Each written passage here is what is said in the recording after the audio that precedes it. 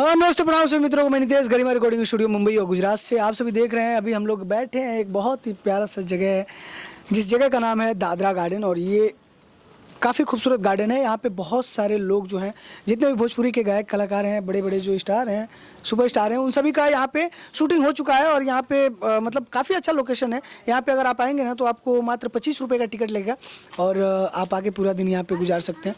काफ़ी अच्छे से यहाँ पे आप प्रोवाइडिंग कर सकते हैं। मैं आप सभी को बता दूँ कि अभी मेरे सामने एक बहुत ही धुरंधर कलाकार बैठे हुए हैं। गजब की आवाज़ है इनकी और आवाज़ का दीवाना हूँ मैं। अभी इनका एक नवरात्र में गाना है भैया, बहुत ही लाजवाब गाने के कंपोजिशन और गाना के लाइन और गाना के शब्द इतना मेरे दिल को भाया ना कि पूछिए मत। इनका नाम है राम सिंह। आप सभी देखे होंगे इनको मेरे चैनल पे और आप सभी जाकर देखिएगा। गरिमा स्टूडियो पे इनका एक गाना है बहुत ही प्यारा, जिस गाने का नाम है भैया, क्या नाम था? सही के किनरिया। सही के किनरिया। हाँ। और मैं आप सबको बता दूं कि अभी इनके मुखार बिन हम लोग सुनेंगे कि ये कितना बढ़िया गाते हैं। मुंबई गुजरात दिल्ली जैसन शहर में हमने के भैया गांव छोड़ के आवल जला कमाए खाए अपन जिंदगी के व्यतीत करे खातिर, लेकिन बहुत लोग के ऐसा सपना रहला जोन भैया टूट जाला और बहुत लोग के ऐसा सपना होला जोन पूरा हो जाला। तो आप सबके हम बता दी कि राम सिंह भाई भी हमारे बहुत मेहनती हुए और बहुत ज़्यादा मेहनत करते हैं। यहाँ भी ये ड्यूटी करते हैं। ड्यूटी करने के बाद से थोड़ा इनको टाइम मिलता है तो संगीत हारमोनियम पर भी ये बैठते हैं, काफ़ी अच्छा रियाज करते हैं, बजा भी लेते हैं अच्छा खासा और गाने गाने का बड़ा इच्छुक है। तो गाना इनके मुखार भी सुनो भैया। एक गाना प्लीज़ सुनाइए सही के किनरिया वाला माता जी का, जो कि बहुत बड़ा धाम है माता बराही का। अगर आप लोग को टाइम मिले और तो जरूर जाइएगा। और बहुत सौभाग्यशाली लोग वहाँ पे जाते हैं भैया, सबको दर्शन नसीब नहीं होता। तो चलिए एक गाना सुनते हैं पहले राम सिंह जी से। देखिए, कोह कोह गावे माई भजन कोयलिया, सही के किनरिया जय जय हो। कोह कोह गावे माई भजन कोयलिया, सही के किनरिया जय जय हो। धाम चौहर जन माता बराही के, ऊंच पहाड़िया जय जय हो। कोह कोह गावे माई भजन कोयलिया, सही के किनरिया जय जय हो। कोह कोह गावे माई भजन कोयलिया, सही के किनरिया जय जय हो। लाले लाले चुनरी मन भावे माँ बराही के, केहू खीर पूड़ी भोग लगावे हवाई के। जय जय माँ जय जय माँ। लाले लाले चुनरी मन भावे माँ बराही के, केहू खीर पूड़ी भोग लगावे हवाई के।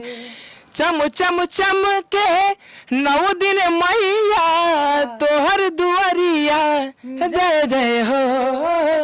कोह कोह गावे माई भजन कोयलिया, सही के किनरिया जय जय हो। अरे वाह क्या बात है। देखिए गाते गाते थोड़ा सा हॉपलेस इंसान हो जाता है और भाई बिल्कुल बहुत अच्छा गाते हैं। आप सभी इनका आवाज़ सुने होंगे और इनका रिदम और स्केल देखे होंगे कितना परफेक्ट है। और होता है आप लोग भी मेहनत करिए और दबा के मेहनत करिए भाई, जितना भी बढ़िया गावे के बा भैया। देखो तारा गायकी और तारा कलाकारी के ऊपर सब चीज़ बा भैया। अगर जितना मेहनत करे बा अपना आप के ऊपर करे का, पैसा रुपया से कुछ ना होला। पैसा रुपया से अगर खरीदे वाला चीज़ रही तो केहू भी खरीद के अपन गाना गाली तो केहू भी खरीद के डांस कर ली, लेकिन ये सब पैसा से ना मिलेला। ये सब आपके प्यार से मिली और आप सबके मेहनत से मिली, माता रानी के आशीर्वाद से मिली।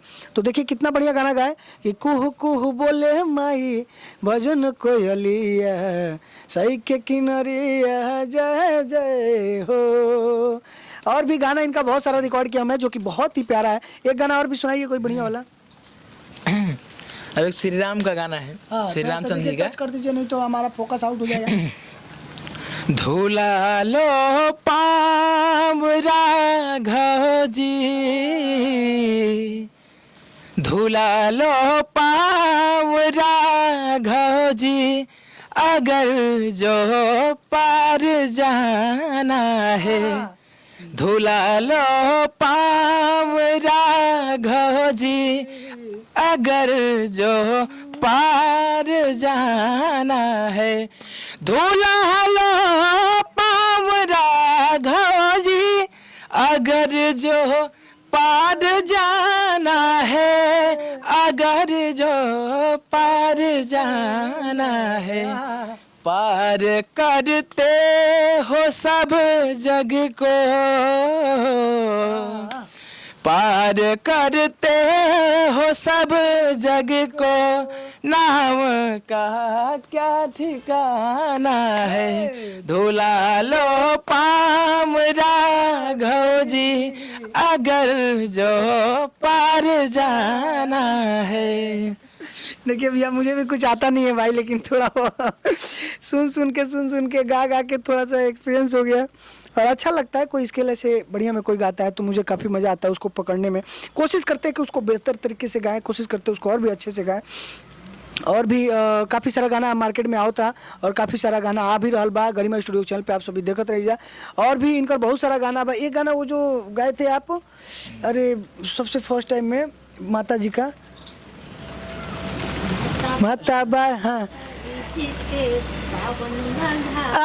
देखिए इनको याद है, क्या बात है। देखिए कितना बढ़िया गाना था, माई गाना। अरे माथा बराही जी के पावन बाधाम हो, अरे ऊंचे पहाड़ बीचे बाड़ी मैया हमारो, अरे नरा नरिया नरा नरा नरा नरिया नरा। देखिए ये बहुत प्यारा गाना है और ये भैया गा के सुनाएंगे, क्योंकि कई गाने ऐसे होते हैं ना जो स्केल मैच नहीं करता आदमी का। तो भैया आप गा के सुनाइए प्लीज। माता बराही जी के पावन बाधाम हो, दुनिया जहान पूजे मैया के नाम हो, माता बराही जी के पावन बाधाम हो, दुनिया जहान पूजे मैया के नाम हो, हमरो ई श्रद्धा पूरा दे तू माई हो, भगतन के भगिया जगा दे तू माई हो, भगतन के भगिया जगा दे तू माई हो। वाह बहुत प्यारा है। और देख सकते हैं आप इनका आवाज़ कितना प्यारा है। और आप लोग ऐसे कलाकार को सपोर्ट करिए जिनके अंदर टैलेंट है, जो सच में एक गायक बनना चाहते हैं, जो सच में एक गायक हैं और उनके अंदर टैलेंट। देखो भैया सब धीरे धीरे ही आगे बढ़ला और छोट से ही एगो इंसान बड़ा होला।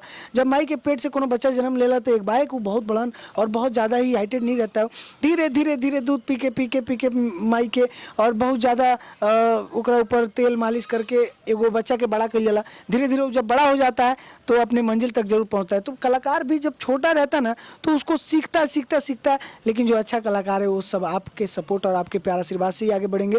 तो ऐसे कलाकारों के बारे में आप क्या कहना चाहेंगे कमेंट के माध्यम से जरूर बताइएगा और मिलते अगले नए वीडियो के साथ। तब तक बने रहिए और बहुत बहुत धन्यवाद। Thank you so much.